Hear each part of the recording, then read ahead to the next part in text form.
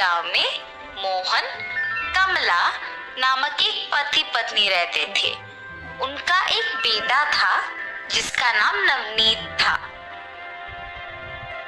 मोहन कृषि करके आए हुए पैसों से घर चलाता था।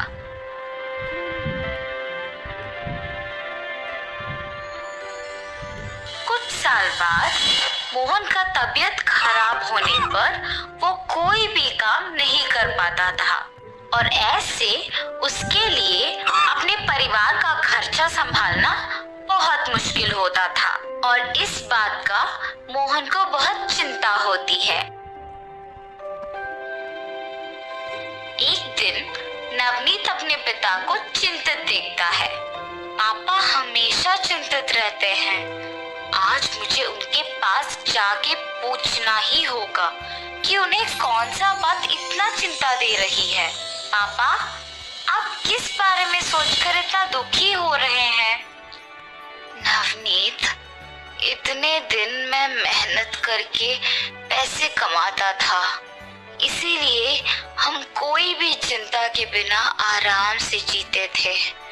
पर अब मेरी तबीयत बिगड़ती जा रही है बेटा, और इसके कारण मुझे चिंता है कि अब आगे घर कैसे चलाएंगे। पापा, आपकी तबीयत तो वैसे ही खराब है, आप ये सब मत सोचिए, आप बस आराम कीजिए। मेरे पिताजी उनके तबीयत बिगड़ने पर भी घर के बारे में ही सोच रहे हैं। अब मुझे ही कुछ करना होगा और घर की जिम्मेदारी लेना होगा, ऐसी सोचता है। हाँ, पापा ने मुझे थोड़े पैसे दिए थे ना, मैं पहले ये देखता हूँ कि कितने पैसे हैं मेरे पास और फिर सोचता हूँ कि उससे कौन सा व्यापार कर सकता हूँ। ऐसे सोचकर वो जाके देखता है कि उसके पास कितने पैसे हैं।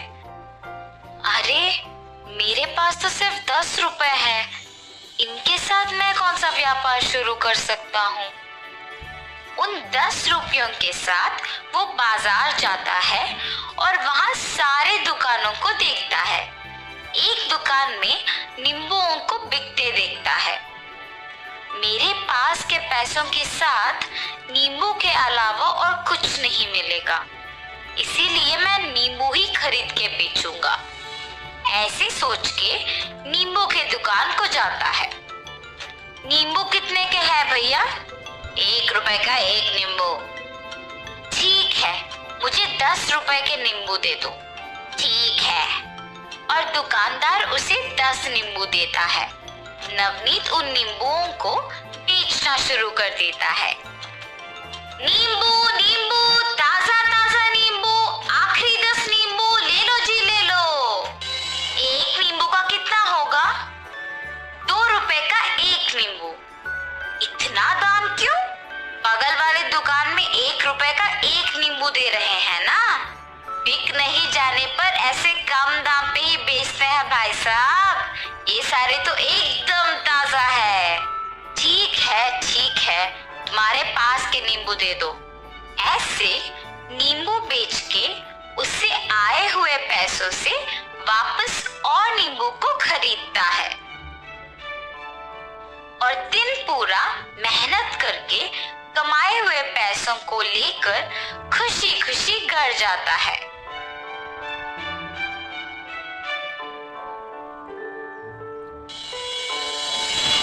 पापा, आप अब से घर की जिम्मेदारी का चिंता ना ले, और उन्हें सब कुछ कहता है।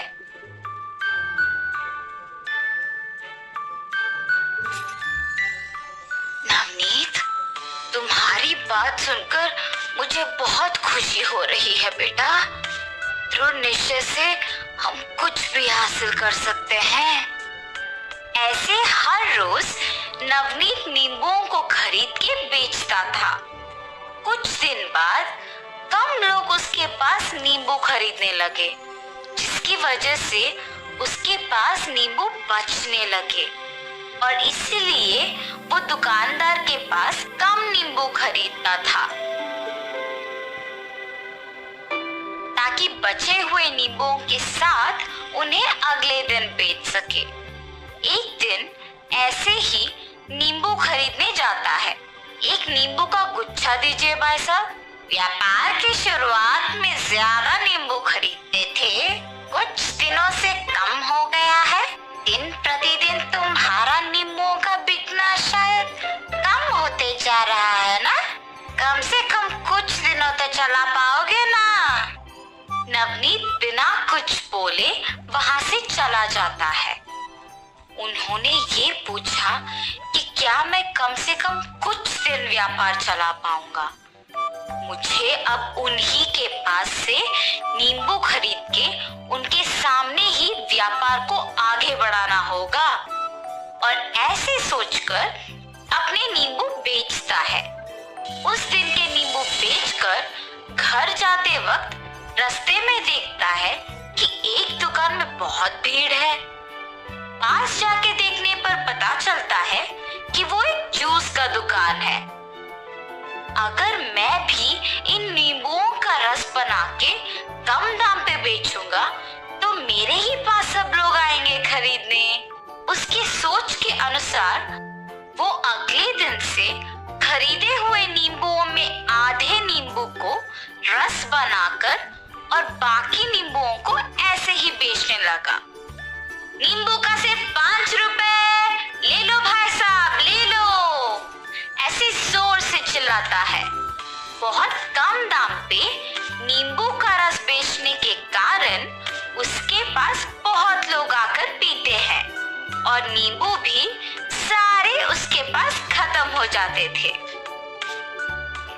दुकानदार के पास ज्यादा नींबू को खरीदने लगा और उन सारों को बेच देता था और वैसे ही उसके व्यापार में भी अच्छा लाभ आने लगा।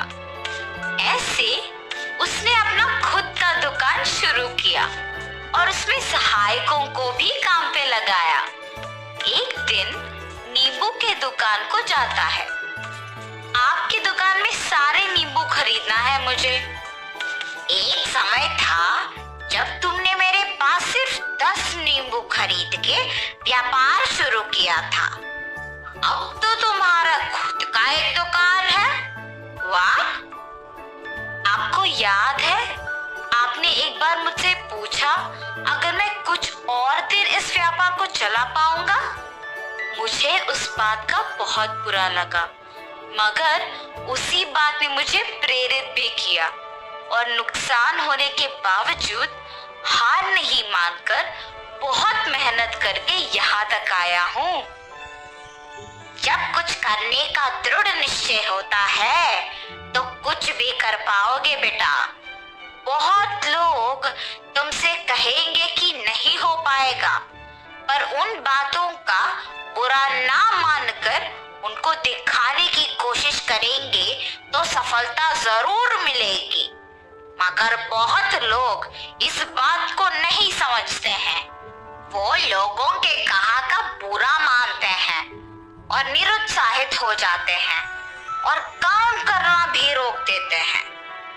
और ऐसे दुकानदार नवनीत का अभिनंदन करता है। नवनीत के सोच के अनुसार व्यापार के अच्छा चलने पर अपने माँ बाप का बहुत अच्छा ख्याल रखता है।